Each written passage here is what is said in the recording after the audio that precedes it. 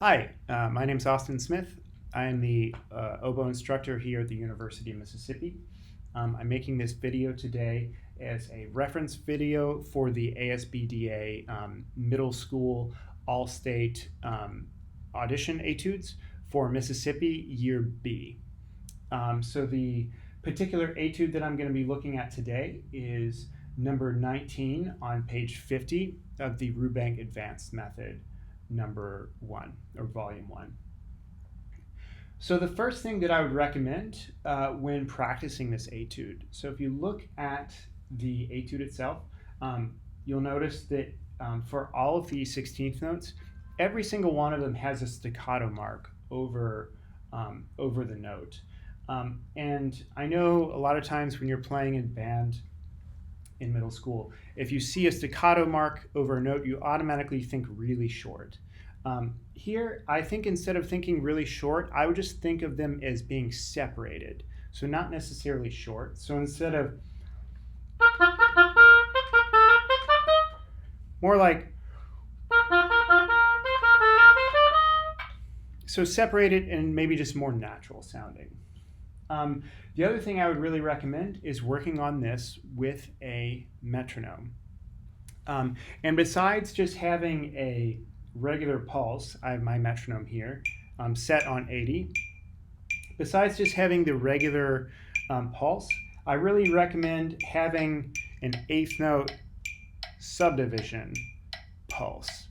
I think when you're dealing with a lot of straight 16th notes or even straight 8th notes, to really keep those even, it's going to really help to have an eighth note pulse going when you're going through this.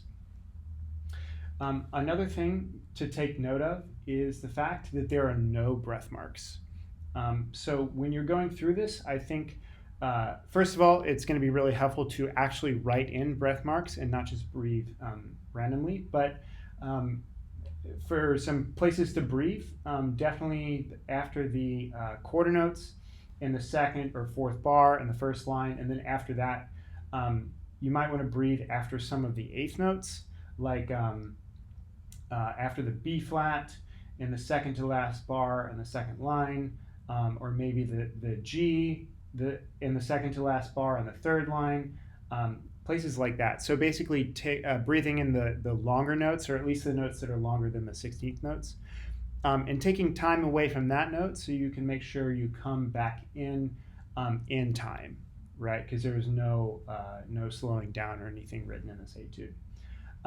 Another thing I'll mention is, so besides the key signature, which we have 2 flats, note that there's a lot of accidentals in this. So besides the key signature, I see, there's E naturals, I see some B naturals, I see a C sharp.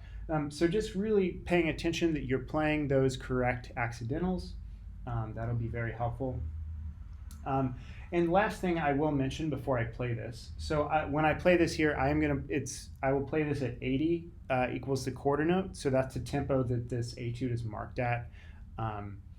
But if I were judging this, which I'm not, but if I were, I would much rather hear it a little bit slower and played more accurately than trying to get it up to the marked tempo and playing it really messy.